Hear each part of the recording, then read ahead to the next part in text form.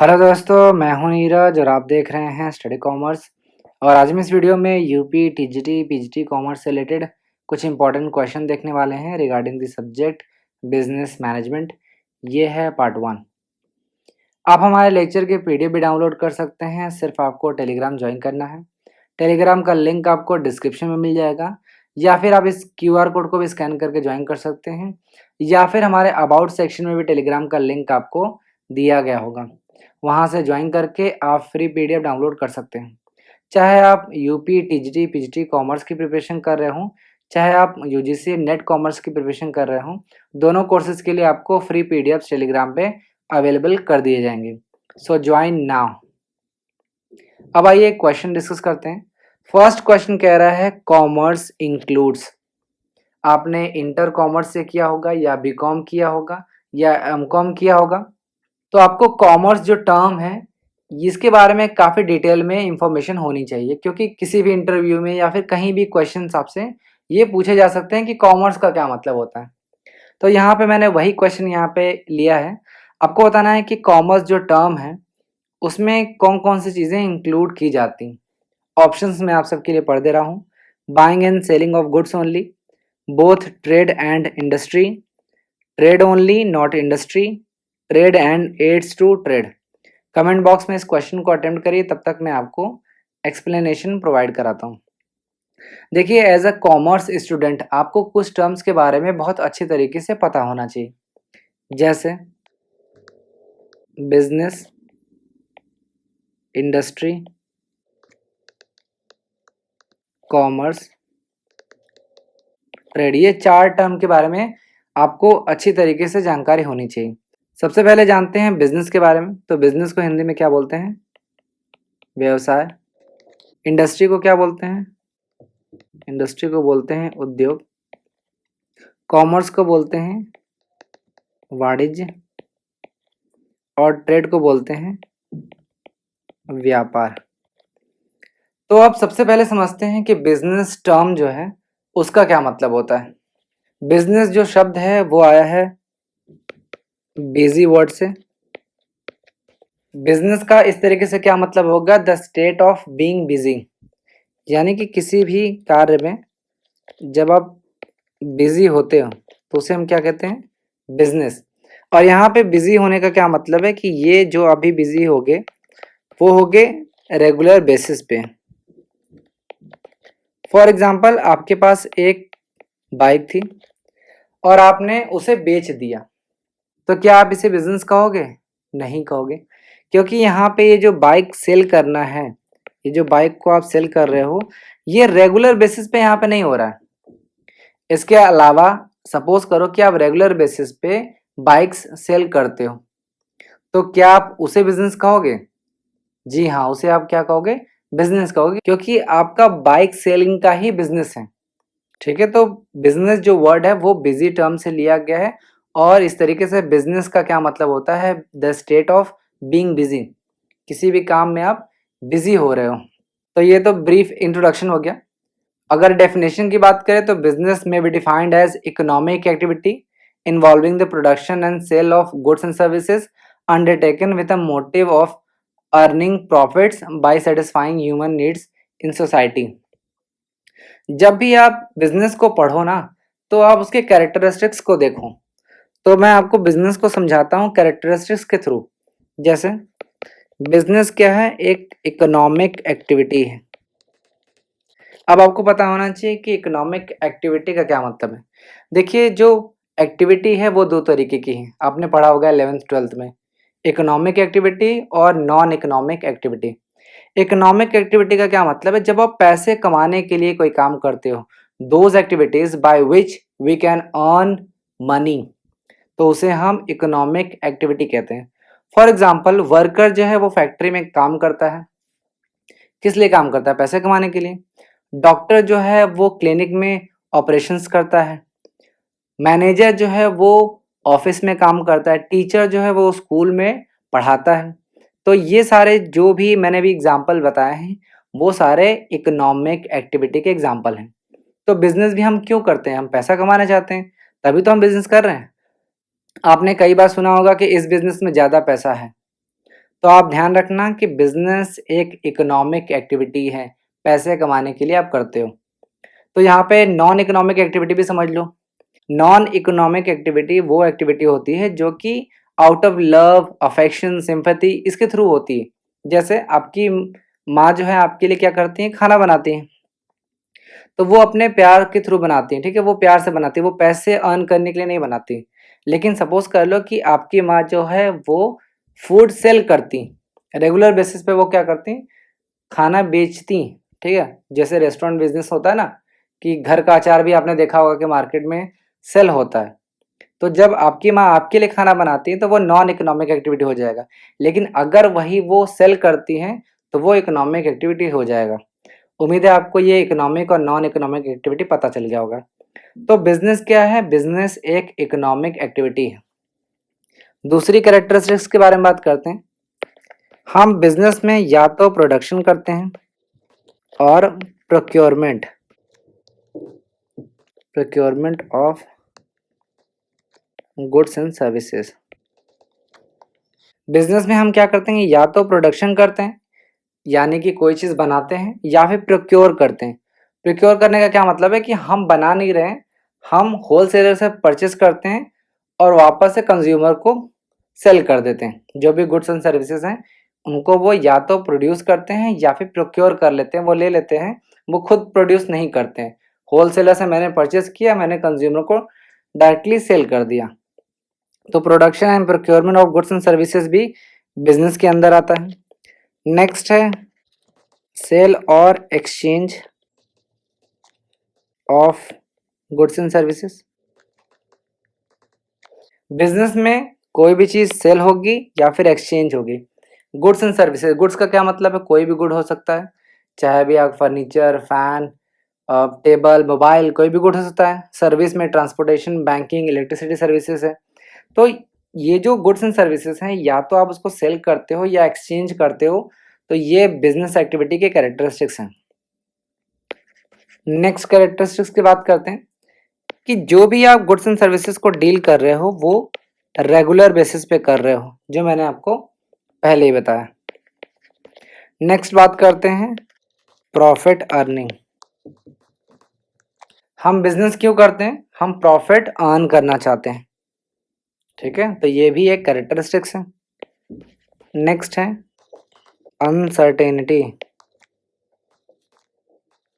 Uncertainty of return. Return का क्या मतलब है? प्रॉफिट। अब बिजनेस में हम इन्वेस्टमेंट करते हैं, कैपिटल लगाते हैं, लेकिन क्या ये फिक्स चीज़ है? क्या ये सर्टेन है कि हम जो पैसा इन्वेस्ट कर रहे हैं उससे हमें रिटर्न मिलेगा ही मिलेगा? तो बिजनेस में अनसर्टेनिटी रहती है, यानी कि कोई फिक्स नहीं है कि आपने पैसे इन्वेस्ट कर लिए तो आपको रिटर्न मिलेगा ही मिलेगा। कोई ज़रूरी नहीं है। कई बार आपने देखा होगा कि बहुत बड़ा इन्वेस्टमेंट करने के बाद भी रिटर्न नहीं मिलता है। तो बिजनेस में रिटर्न की अनसर्टेनिटी होती है। लास्ट देख लेते हैं एलिमेंट ऑफ रिस्क। जब भी आप बिजनेस करोगे तो उसमें रिस्क इन्वॉल्व होगा। बिजनेस में हमेशा रिस्क होता है। अब रिस्क क्यों होता है वो एक अलग मैटर है। फॉर एग्जांपल अगर आप सपोज कर लो कि क्लोथिंग इंडस्ट्री में हो, तो कंज्यूमर का टेस्ट और प्रेफरेंसेस अगर चेंज हो गया तो क्या करोगे? आपने देखा कि लॉकडाउन आ गया, या फिर कई बार बिजनेस में देखो स्ट्राइक हो जाता है, या फिर जिस टेक्निक का इस्तेमाल कर रहे हो, जिस मेथड का इस्तेमाल कर रहे हो वही चेंज हो जाए। तो कोई भी फैक्टर हो सकता है जिसके थ्रू रिस्क आ सकता है, यानी बिजनेस में हमेशा रिस्क होगा। तो एक बार फिर मैं कंक्लूड कर देता हूँ कि बिजनेस क्या है। तो बिजनेस एक ऐसी एक्टिविटी है, बिजनेस बेसिकली इकोनॉमिक एक्टिविटी है, जिसमें हम गुड्स एंड सर्विसेज को या तो प्रोड्यूस करते हैं या प्रोक्योर करते हैं। और मेन मोटिव क्या होता है? प्रॉफिट अर्न करने का होता है बाय सेटिस्फाइंग ह्यूमन नीड्स। यहाँ पे ध्यान रखना, ये एक इम्पॉर्टेंट एलिमेंट है, ह्यूमन नीड्स। आप स्विगी, जोमेटो से ऑर्डर करते होगे तो आपको क्या है? फूड की नीड है। अगर आपको भूख नहीं लगी है तो जोमेटो और ये लोग कैसे बिजनेस करेंगे? ठीक है, रेस्टोरेंट बिजनेस आप देख लो, तो चाहे वो शुगर हो, घी हो, पेंसिल हो, बाइक हो, ये सारे ह्यूमन नीड्स हैं, तभी इसी के अराउंड सारे बिजनेस रिवॉल्व करते हैं। तो ये टर्म आपको पता होना चाहिए। तो फर्स्ट टर्म हमने समझ लिया है बिजनेस।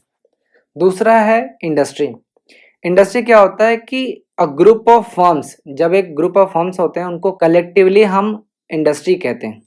मैं यहाँ पे लिख दे रहा हूँ, a group of firms.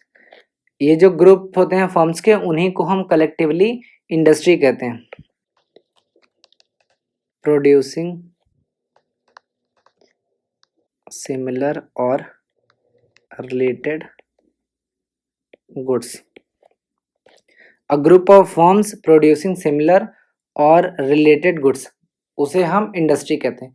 Basically industry क्या है, एक फैमिली टर्म है। जैसे आपके फैमिली में बहुत सारे लोग होंगे, पापा मम्मी भाई चाचा चाची, तो इंडिविजुअली इसे क्या है, फर्म कह सकते हो, और कलेक्टिवली आप क्या कहते हो, फैमिली। जैसे इंडस्ट्री की एक एग्जांपल मैं आपको बताऊं जो आप रिलेट कर सकते हो। जैसे आपने बॉलीवुड इंडस्ट्री का नाम सुना होगा, तो बॉलीवुड इंडस्ट्री क्या है, ये एक कलेक्टिव नेम है। इसमें बहुत सारे प्रोडक्शन हाउस हैं जो फर्म हैं, आप समझ सकते हैं, जैसे सलमान खान प्रोडक्शन, धर्मा प्रोडक्शन, आमिर खान प्रोडक्शन। तो ये इंडिविजुअल जो फर्म है, ये जो प्रोडक्शन हाउसेस हैं, इसे आप फर्म समझ सकते हो। और अगर इन सभी को हमें एक साथ बुलाना हो तो हम क्या कहेंगे, उसे इंडस्ट्री। आपने बहुत अलग अलग इंडस्ट्री सुना होगा, कॉटन इंडस्ट्री, जूट इंडस्ट्री, अलग अलग इलेक्ट्रॉनिक गुड्स इंडस्ट्री आपने सुना होगा। तो मैं यहाँ पे एक एग्जांपल भी आपको बता दे रहा हूँ। For example, all firms producing electronic goods. जो भी फर्म्स इलेक्ट्रॉनिक गुड प्रोड्यूस कर रहे हैं उन्हें हम इंडस्ट्री कह सकते हैं। बेसिकली इंडस्ट्री में क्या होता है कि हम रॉ मटेरियल से फिनिश्ड गुड्स बनाते हैं। ध्यान रखिएगा कि हम इंडस्ट्री में क्या करते हैं, रॉ मटेरियल से फिनिश्ड गुड्स बनाते हैं, जिसे हम बोलते हैं कन्वर्जन ऑफ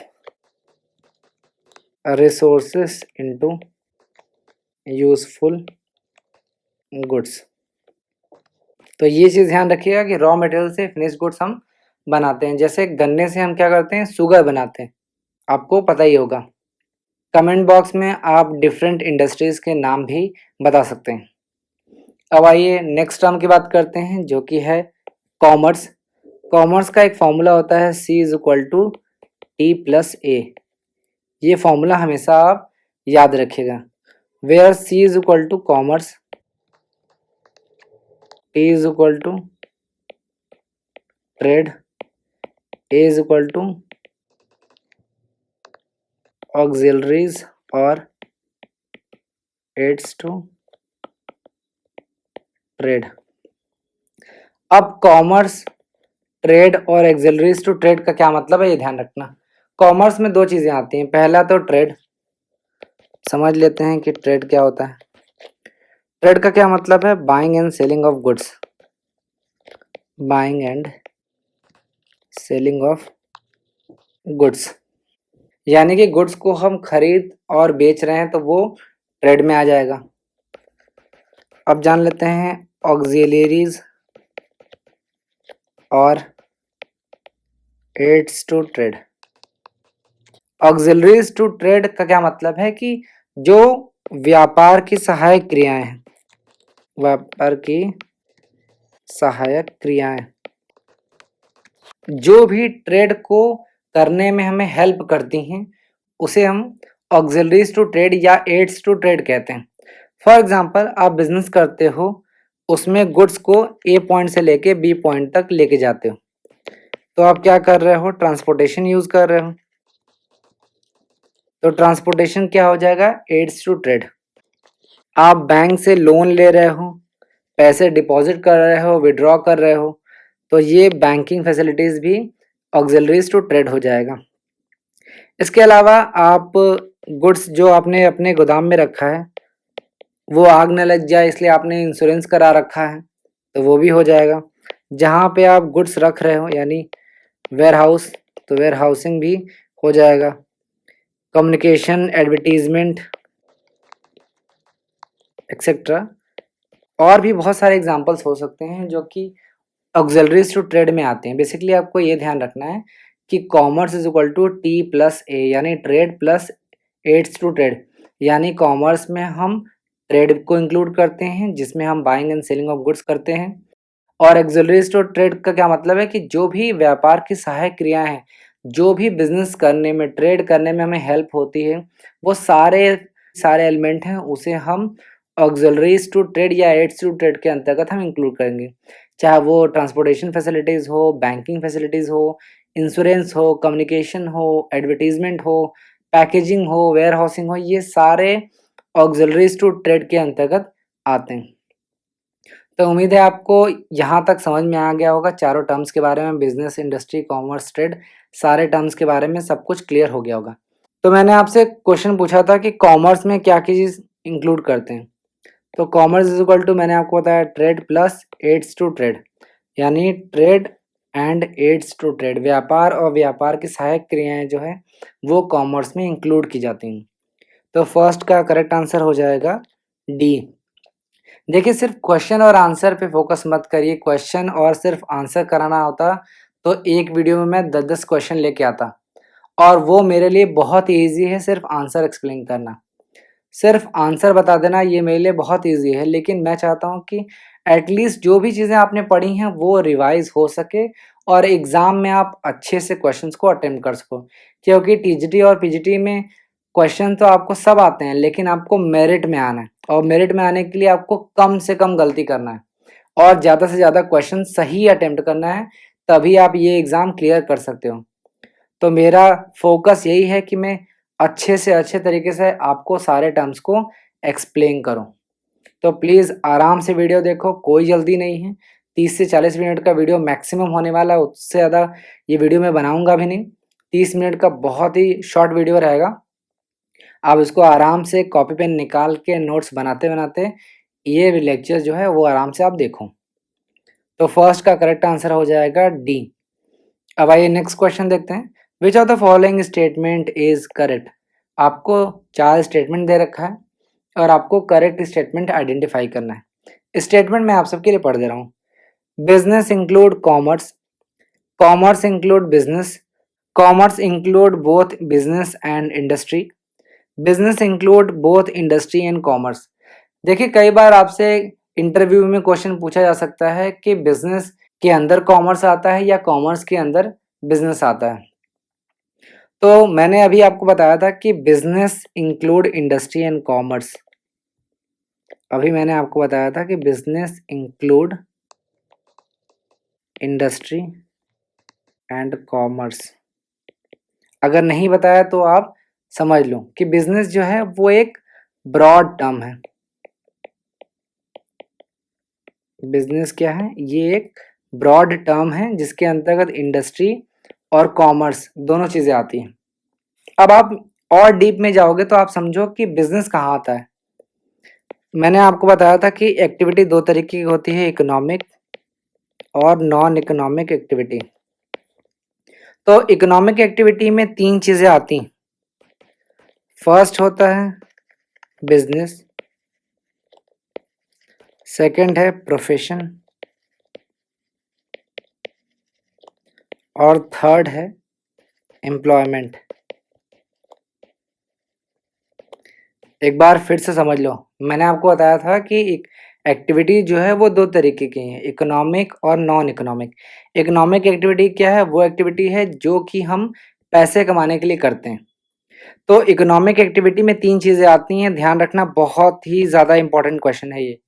इकोनॉमिक एक्टिविटी में 3 चीज़ें आती हैं, फर्स्ट है बिजनेस, सेकंड है प्रोफेशन और थर्ड है एम्प्लॉयमेंट। इसीलिए आपने देखा होगा कि जब मैं फर्स्ट क्वेश्चन में आपको एक्सप्लेन कर रहा था, तो मैंने आपको क्या बताया था कि बिजनेस एक इकोनॉमिक एक्टिविटी है। तो ये ध्यान रखना, और ये भी ध्यान रखना कि business include industry and commerce. वो अलग बात है कि इंडस्ट्री में भी आपको प्राइमरी, सेकेंडरी, टर्शियरी आ जाता है। कॉमर्स में भी बहुत डिटेल में मैं यहाँ पे भी जा नहीं रहा हूँ। तो ये इंडस्ट्री भी बहुत इंपॉर्टेंट है, यहाँ से क्वेश्चंस आपको कई बार पूछे गए हैं। तो अगर आप चाहते हो कि मैं इंडस्ट्री को काफ़ी डिटेल में एक्सप्लेन करूं, तो आप कमेंट बॉक्स में बता सकते हो, मैं अगला वीडियो इंडस्ट्री पे ही लेके आ जाऊंगा। तो यहाँ पे पूछा है कि कौन सा स्टेटमेंट सही है, तो फोर्थ स्टेटमेंट करेक्ट है, जो बोलता है कि business include industry and commerce. ठीक है, कॉमर्स के अंतर्गत बिजनेस और इंडस्ट्री नहीं आता है। कॉमर्स में बिजनेस नहीं आता, बिजनेस में कॉमर्स आता है, लेकिन जो एप्रोप्रिएट आंसर है वो है डी। तो सेकंड का करेक्ट आंसर हो जाएगा डी। अब आइए नेक्स्ट क्वेश्चन देखते हैं, what does MBE typically talk about. Option देख लेते हैं, management should not involve in routine things, rather must concentrate on strategies, target should be achieved in a definite time limit, management should involve in day-to-day working without allowing any exceptions, one head one plan unless there is an exception to it। एक बार समझ लेते हैं कि MBE क्या होता है। MBE को बोलते हैं मैनेजमेंट बाय एक्सेप्शन। एक्सेप्शन ये ध्यान रखना, और यहाँ पे कभी भी MBE को MBO से कंफ्यूज मत कर लेना है। MBO का क्या मतलब है? Management by objective. Management by objective को किसने दिया है? इसको दिया है पीटर एफ ड्रकर ने इन द ईयर 1954। 1954 में इन्होंने एक बुक लिखी थी, द प्रैक्टिस ऑफ मैनेजमेंट। ये चीज़ें आप नोट करते रहना, ये मैंने एक्स्ट्रा जो पॉइंट अभी आपको बताया है ये सारी चीज़ें आपके लिए हैं, ये आपको नोट करना है। तो मैनेजमेंट बाय ऑब्जेक्टिव क्या होता है? मैनेजमेंट बाय ऑब्जेक्टिव में जो भी हम ऑब्जेक्टिव हैं उसको ज्वाइंटली सेट करते हैं, यानी जो भी ऑब्जेक्टिव होता है उसको दो पार्टीज मिल के आपस में बनाती हैं। फर्स्ट है मैनेजमेंट और सेकंड है एम्प्लॉयज। पहले क्या होता था कि जो भी ऑब्जेक्टिव है वो सेट करने का काम था मैनेजमेंट का, और उस ऑब्जेक्टिव को फुलफिल करने का काम था एम्प्लॉय का। लेकिन पीटर एफ ड्रकर ने ये बोला कि अगर जो भी ऑब्जेक्टिव है उसको फुलफिल करना है एम्प्लॉय को ही, तो क्यों ना हम एम्प्लॉय को मिल के बात करें, उनसे पूछें कि हम क्या ऑब्जेक्टिव बना सकते हैं, क्योंकि अल्टीमेटली अगर ऑब्जेक्टिव को फुलफिल एम्प्लॉय अगर नहीं कर पा रहा है तो उस ऑब्जेक्टिव का कोई मतलब नहीं। अगर मैं आपसे बोल दूं कि आपको 8 घंटे पढ़ाई करनी है, 10 घंटे पढ़ाई करनी है, तो मैं तो पॉलिसी मेकर हूं, मैं पॉलिसी बना रहा हूं, लेकिन अल्टीमेट तो पढ़ाई आपको ही करनी है ना, मेरे कहने से तो आप पढ़ोगे नहीं। तो यहाँ पे पीटर एफ ड्रकर ने क्या कहा कि आप एम्प्लॉयज को साथ में लेके आओ। जैसे अगर मैं आपको बोलूं कि ठीक है मैं आपसे पर्सनली 1 to 1 बात कर लेता हूं, और आपकी कैपेबिलिटीज और भी सारे फैक्टर्स को ध्यान में रखते हुए हम एक ज्वाइंटली, ठीक है, हम साथ में बैठ के एक कॉमन ऑब्जेक्टिव पे पहुंच जाते हैं, ताकि जो ऑब्जेक्टिव हमने बनाया है वो सिर्फ नाम मात्र का ना हो बल्कि वो ऑब्जेक्टिव अचीव भी हो। तो यहाँ पे एमबीओ में भी यही बताया गया है कि जो भी ऑब्जेक्टिव सेट किए जाते हैं वो मैनेजमेंट और एम्प्लॉयज के कोऑर्डिनेशन से ज्वाइंटली किए जाते हैं। तो ये है एमबीओ। अब बात करते हैं मैनेजमेंट बाय एक्सेप्शन की, जिसको दिया है एफ.डब्ल्यू. टेलर ने। ये ध्यान रखना कि ये मुझे 100% श्योर नहीं है, बट एक बार आप क्रॉस चेक कर लीजिएगा। तो मैनेजमेंट बाय एक्सेप्शन एक ऐसी पॉलिसी है जिसमें मैनेजमेंट अपना जो टाइम है, जो भी टाइम है वो उस चीज़ों में इन्वेस्ट करता है, उन सिचुएशंस में इन्वॉल्व करता है जो कि स्पेसिफिक इश्यूज हों, जो इम्पोर्टेंट इश्यूज हैं वहाँ पे वो डिवोट करता है। इम्पोर्टेंट इश्यूज इस पे फोकस करता है, और जो रूटीन ड्यूटीज़ हैं उन पे नहीं करता, जो भी रूटीन टास्क हैं उस पे नहीं करता। तो एक बार फिर से मैं आपको बताता हूँ कि मैनेजमेंट बाय एक्सेप्शन का क्या मतलब है। मैनेजमेंट बाय एक्सेप्शन एक ऐसा पॉलिसी है जिसमें मैनेजमेंट अपना बहुमूल्य समय जो है, इम्पॉर्टेंट जो प्रीशियस टाइम है, वो उन सिचुएशन या उन इम्पॉर्टेंट इश्यूज पे डिनोट करना चाहता है जो ऑर्गेनाइजेशन की ऑब्जेक्टिव्स को फुलफिल करने में इम्पॉर्टेंट है और रेलेवेंट है। एक एग्जाम्पल से मैं आपको समझाने की कोशिश करता हूँ ताकि आप उस एग्जाम्पल को रिलेट कर सको। फॉर एग्जाम्पल आप सभी के पास बैंक अकाउंट होगा। यहाँ पे मैं एक एग्जाम्पल ले रहा हूँ यूबीआई का, यूनियन बैंक ऑफ इंडिया। आपका हो सकता है एसबीआई में हो या किसी दूसरे बैंक में हो। तो आप सभी के पास एक बैंक अकाउंट है और आप सभी बैंक में पैसे डिपॉजिट करते होगे और विड्रॉ करते होगे। आप बैंक में पैसे डिपॉजिट करते होगे और विड्रॉ करते होगे। जाहिर सी बात है कि साल में कम से कम 100 बार आप करते ही होगे या उससे कम या ज़्यादा हो सकता है। तो मेरा यहाँ पे कहने का क्या मतलब है कि ये जो है ये आपका रूटीन एक्टिविटी है कि नहीं, ये आप डेली करते हो। तो फॉर एग्जाम्पल अगर आपके अकाउंट से अचानक 10,000 रुपये कट गए, आपने अपने परमिशन से नहीं निकाला है, ना ही आपने किसी को अपना एटीएम कार्ड दिया है, रैंडमली आपके अकाउंट से 10,000 रुपये कट गए विदाउट योर परमिशन, आप क्या करोगे? आप अपने बैंक के ब्रांच मैनेजर के पास जाओगे, आप उसको रिपोर्ट करोगे और ये जो रिपोर्ट है वो क्या होगा? स्पेसिफिक इशू से रिलेटेड है। तो स्पेसिफिक इशू से रिलेटेड आप क्या करोगे? ब्रांच मैनेजर के पास जाओगे अपने प्रॉब्लम को सॉल्व करने के लिए, रिजॉल्व कराने के लिए। तो यहाँ पे एक एग्जांपल से आपको ये समझ में आ रहा है कि आप जो मैनेजमेंट है, जो कि ब्रांच मैनेजर है, वो क्या कर रहा है? स्पेसिफिक इश्यूज जो इंपॉर्टेंट रेलेवेंट इश्यूज है, या फिर आप ये बोल सकते हो कि जो इंपॉर्टेंट टैक्टिकल या स्ट्रैटेजिक टास्क हैं। यहाँ पे मैं एक और टर्म लिख दे रहा हूँ, स्ट्रैटेजिक। स्ट्रैटेजिक टास्क जो भी स्ट्रैटेजी से रिलेटेड है उससे रिलेटेड काम करता है। तो मैनेजमेंट बाय एक्सेप्शन में जो भी मैनेजमेंट है वो स्पेसिफिक या फिर स्ट्रैटेजिक टास्क पे ज़्यादा फोकस करता है। ठीक है, ऑब्जेक्टिव क्या होता है? To facilitate managements focus on really important task. जो भी इंपॉर्टेंट टास्क है उसी को मैनेजमेंट काम करता है, जो रूटीन टास्क है वो बाकियों पे छोड़ दिया जाता है। यही है मैनेजमेंट बाय एक्सेप्शन। यहाँ पे एक ये चेक कर लीजिएगा कि टेलर ने मैनेजमेंट बाय एक्सेप्शन दिया है या नहीं दिया है। मेरे ख्याल से 90% चांसेस है कि FW टेलर नहीं दिया है, फिर भी आप एक बार क्रॉस चेक कर लीजिएगा। तो अब वापस से क्वेश्चन पे आते हैं। क्वेश्चन में पूछा था कि मैनेजमेंट बाय एक्सेप्शन किस बारे में बात करता है। तो मैनेजमेंट बाय एक्सेप्शन में मैनेजमेंट जो है वो रूटीन टास्क में इन्वॉल्व नहीं होता, रेदर वो स्ट्रैटेजीज पे ज़्यादा फोकस करता है। यानी डे टू डे जो वर्क है उस पे वो मैनेजमेंट अपना फोकस नहीं रखता है, बल्कि जो भी स्ट्रैटेजिक टास्क हैं, जो टैक्टिकल और स्ट्रैटेजिक टास्क है उस पर वो ज़्यादा फोकस रखता है। ठीक है, यहाँ पे लिखा है डे टू डे वर्किंग में, तो ये बिल्कुल नहीं है। एक्सेप्शनल वर्क पे ही फोकस किया जाता है मैनेजमेंट बाय एक्सेप्शन में। तो थर्ड का करेक्ट आंसर हो जाएगा ए।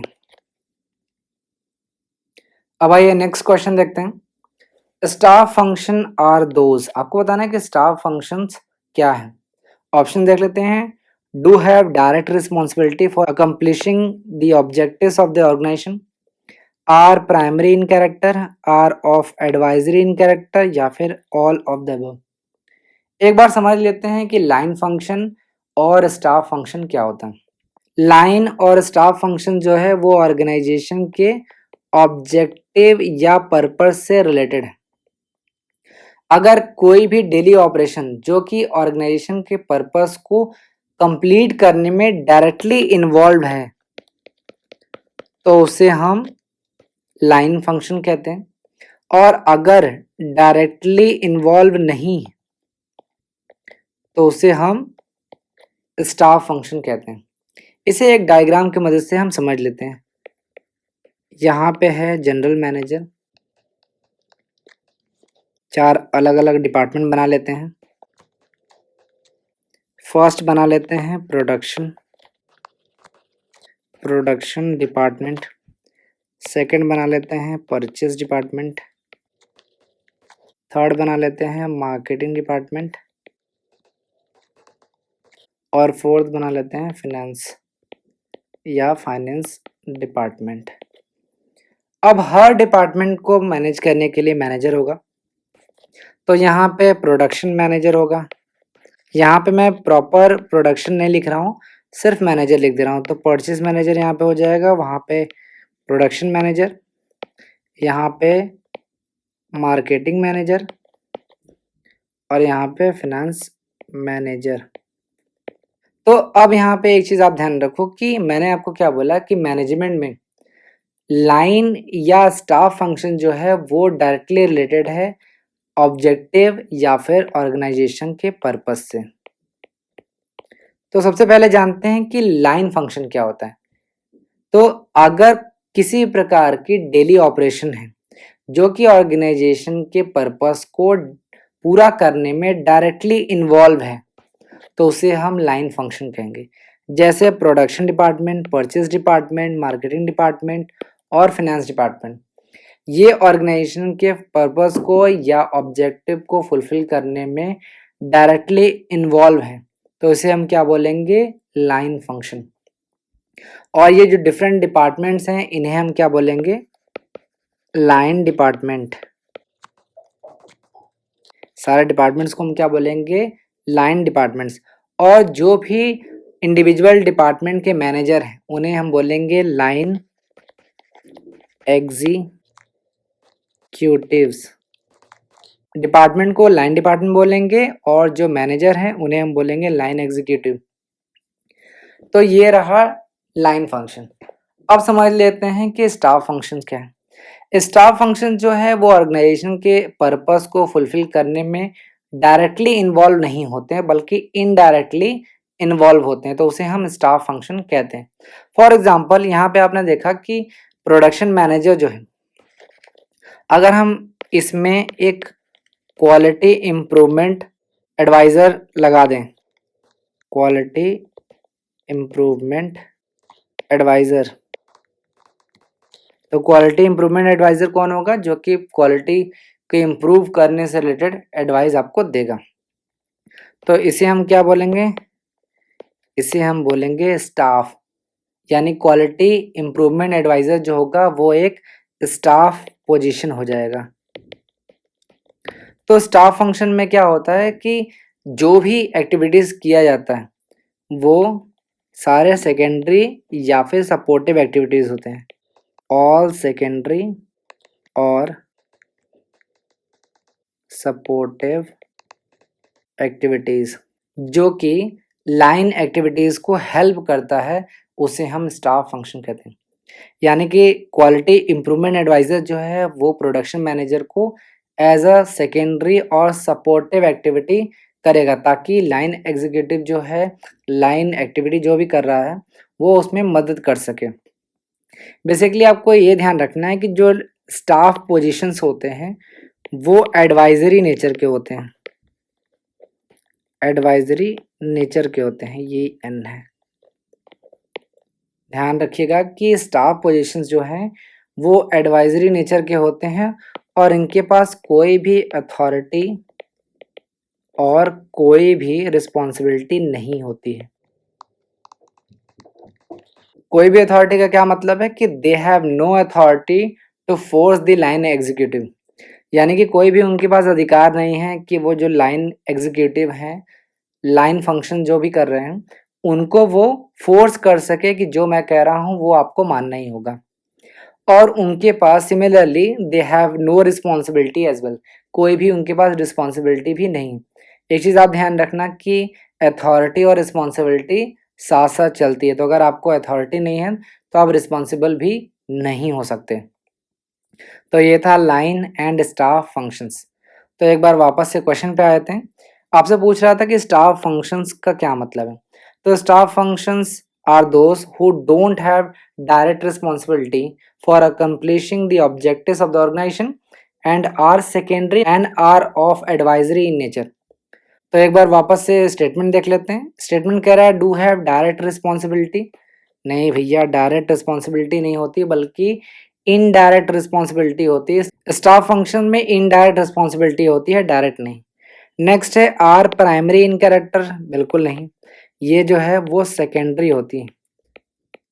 मैंने आपको अभी बताया था कि देखिए सारे सेकेंडरी और सपोर्टिव एक्टिविटीज़ ही आती हैं।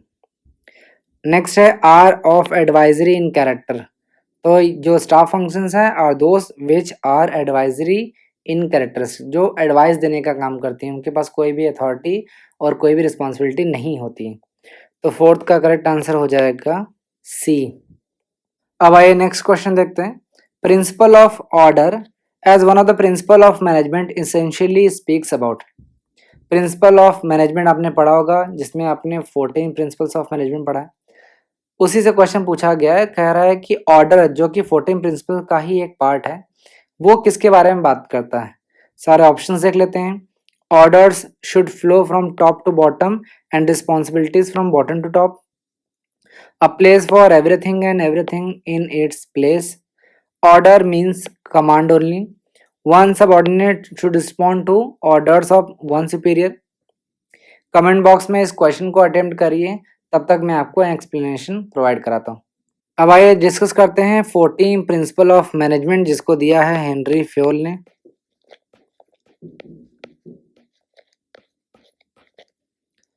देखिए 14 प्रिंसिपल्स ऑफ मैनेजमेंट में मैंने पहले ही एक वीडियो बना लिया है, तो अगर आपने वो वीडियो नहीं देखा है तो आप आई बटन पे क्लिक करके देख सकते हैं, या डिस्क्रिप्शन में भी आपको उसका लिंक मिल जाएगा। यहाँ पे मैं आपको डिटेल में 14 प्रिंसिपल्स ऑफ मैनेजमेंट नहीं बताने वाला हूँ, मैं सिर्फ उसका नाम बता दूंगा और जो ऑर्डर प्रिंसिपल है उसको एक्सप्लेन कर दूंगा। बाकी चीज़ें आप वहाँ जाके देख सकते हैं। जो भी प्रीवियस वीडियो है उसमें आप ध्यान रखिएगा कि यहाँ पे आई लिखा हुआ था जो कि इनकरेक्ट है, वहाँ पे ई कर लीजिएगा, बाकी सारा एक्सप्लेनेशन वहाँ पे सही है। तो 14 प्रिंसिपल्स ऑफ मैनेजमेंट को याद करने का एक सिंपल एक्रोनिम है जो है दादू, अस, आरसी, सोई, टाई। एक एक करके सारा रिवाइज कर लेते हैं। फर्स्ट है डिवीजन ऑफ वर्क, डी से है division of work, division of work principle जो कि है बेस्ड है ऑन स्पेशलाइजेशन। नेक्स्ट है A for authority and responsibility. Next है D principle of discipline, U से है यूनिटी ऑफ कमांड, और नेक्स्ट यू से है यूनिटी ऑफ डायरेक्शन। एस से है subordination of individual interest to general interest, यानी जब आपको जनरल इंटरेस्ट और इंडिविजुअल इंटरेस्ट आपस में टकरा जाए तो आपको जनरल इंटरेस्ट को ज़्यादा ध्यान रखना चाहिए, इंडिविजुअल इंटरेस्ट को आपको छोड़ देना चाहिए। आर से है रेम्यूनरेशन ऑफ पर्सन्स, सी से है सेंट्रलाइजेशन एंड डिसेंट्रलाइजेशन, एस से है स्केलर चेन, ओ से है ऑर्डर, यहाँ पे इसी के बारे में क्वेश्चन पूछ लिया गया है, और ई से है इक्विटी, और टी से है टेन्योर ऑफ पर्सोनल, या फिर इसको हम बोलते हैं stability of tenure of personal, और आई से है इनिशिएटिव, और ई से है स्प्रेड द कॉर्प्स। तो यहाँ पे हम ऑर्डर प्रिंसिपल के बारे में पढ़ लेते हैं। ऑर्डर का मतलब यहाँ पे कमांड बिल्कुल नहीं है, ये ध्यान रखना। ऑर्डर का मतलब क्या है? कमांड बिल्कुल नहीं। ऑर्डर का मतलब है systematic arrangement of man, machine and materials. यहाँ पे मैं आपके सामने लिख भी दे रहा हूँ, systematic arrangement of man, machine, materials etcetera. यानी कि हमें सिस्टमैटिक अरेंजमेंट करना है। अरेंजमेंट का क्या मतलब है कि जैसे आपने रिटेल स्टोर में देखा है, जो भी सामान रैक में रखा होता है, या फिर अगर आप अपने किचन में भी जाओ तो आप देखोगे कि हर चीज़ एक सिस्टम से रखी गई होगी। अब बहुत सारे लोग बोलेंगे कि मेरे यहाँ तो कहीं भी रखा गया है, तो ऐसा नहीं है। जब आप मम्मी से पूछोगे अपने तो वो बताएंगे कि इस रैक में ये सामान रखा गया है, इस रैक में ये सारे सामान रखे गए हैं। तो यहाँ पे हम सिस्टमैटिक अरेंजमेंट करते हैं, यानी कि हर चीज़ एक सिस्टम से होना चाहिए। कहाँ पे कौन सी सामान रखना है ये चीज़ पहले से फिक्स होगा, कौन से डिपार्टमेंट में कौन सा एम्प्लॉय बैठा होगा ये भी फिक्स होगा। फॉर एग्जांपल अगर आपने ग्रेजुएशन किसी अच्छे कॉलेज से की होगी तो आपने देखा होगा कि अलग अलग डिपार्टमेंट्स बना दिए गए। जैसे मेरे कॉलेज में, मैं यूपी कॉलेज से पढ़ा हूँ, तो वहाँ पे डिफरेंट डिपार्टमेंट्स है, जैसे डिपार्टमेंट ऑफ कॉमर्स, तो वहाँ पे प्रोफेसर्स का अलग केबिन होता है। इसका क्या मतलब है कि अगर आपको डॉक्टर अवधेश सिंह से मिलना है तो आप उस पर्टिकुलर डिपार्टमेंट में जाके उस पर्टिकुलर जो केबिन है वहाँ जाके उनसे मिल सकते हो। तो इसको बोलते हैं सिस्टमैटिक अरेंजमेंट, यानी कि जो केबिन है वो स्पेसिफिक, हर प्रोफेसर का एक स्पेसिफिक केबिन है और वो वहीं पे आपको मिलेंगे, आपको कहीं भटकने की ज़रूरत नहीं है। इसी तरीके से मटेरियल्स की बात करें तो रॉ मटेरियल्स हो चाहे टूल हो, अगर सपोज कर लीजिए कि आप किसी बड़े फैक्ट्री में प्रोडक्शन कर रहे हैं तो आपको रॉ मटेरियल की ज़रूरत पड़ेगी प्लस टूल्स की ज़रूरत पड़ेगी, तो वो कहाँ रखा गया होगा? तो उसका एक सिस्टम बना देना कि ये पर्टिकुलर जो मशीन है या ये पर्टिकुलर जो रॉ मटेरियल है या टूल्स है वो स्पेसिफिक जगह पे ही रखी जाएगी। इसे हम बोलते हैं प्रिंसिपल ऑफ ऑर्डर, यानी systematic arrangement of man, machine and materials. यहाँ पे ये बात की जाती है स्पेसिफिक प्लेस की, यहाँ ध्यान रखना, हर चीज़ का स्पेसिफिक प्लेस होगा। जैसे मैंने आपको बताया ना कि प्रोफेसर्स क्या है, केबिन में रहते हैं, मटेरियल जो है वो रैक में रखता है या पर्टिकुलर स्पेस होता है वहाँ रखा जाता है। तो ये चीज़ें बताता है प्रिंसिपल ऑफ ऑर्डर। अब मेन मकसद क्या होता है कि कोई भी वेस्टेज ना हो। मेन पर्पस जो प्रिंसिपल ऑफ ऑर्डर का होता है वो होता है नो वेस्टेज। जैसे अगर आप सपोज कर लो किसी एम्प्लॉय को ढूंढना है, कोई मटेरियल को ढूंढना है या कोई भी मशीन को ढूंढना है, तो अगर आपको पता ही नहीं होगा कि वो कहाँ है तो आप टाइम वेस्ट कर दोगे, टाइम और रिसोर्सेज का वेस्टेज हो जाएगा। तो प्रिंसिपल ऑफ ऑर्डर जो है उसका ये एडवांटेज है कि no wastage of time in search of man और मटेरियल। जो भी आपकी वर्किंग होती है ऑर्गेनाइजेशन की वो स्मूथ हो जाती है और सिस्टमैटिक हो जाता है। ठीक है, तो यहाँ पे ध्यान रखना कि हम सिस्टमैटिक अरेंजमेंट करते हैं of man, machine and materials, और हर चीज़ें स्पेसिफिक प्लेस पे होती हैं। ध्यान रखना, there should be a specific place for every employee in an organisation. तो ये छोटा सा प्रिंसिपल है, प्रिंसिपल ऑफ ऑर्डर। अब वापस से क्वेश्चन में देखते हैं, प्रिंसिपल ऑफ ऑर्डर का क्या मतलब है। A place for everything and everything in its place. हर चीज़ के लिए प्लेस होगा और हर चीज़ जो है वो पर्टिकुलर प्लेस में रखी जाएगी। यही है प्रिंसिपल ऑफ ऑर्डर। तो फिफ्थ का करेक्ट आंसर हो जाएगा बी। यहाँ पे मैंने आपको बताया कि ऑर्डर का मतलब कमांड बिल्कुल नहीं है, तो ये भी गलत हो जाएगा। तो फिफ्थ का करेक्ट आंसर हो जाएगा बी। अगर आपको अभी भी कोई डाउट है तो आप हमारे इंस्टाग्राम हैंडल पे भी पूछ सकते हैं, हमारी आईडी है स्टडी कॉमर्स ऑफिशियल। अगर आपको कोई भी डाउट है तो आप डायरेक्टली मुझे रीच आउट कर सकते हैं। और हमारे लेक्चर की पीडीएफ डाउनलोड करने के लिए टेलीग्राम ज़रूर ज्वाइन कर लेना। उम्मीद है आपको ये वीडियो पसंद आया होगा। अगर आपके कोई भी फीडबैक है तो आप कमेंट बॉक्स में ज़रूर बताइए। Thank you.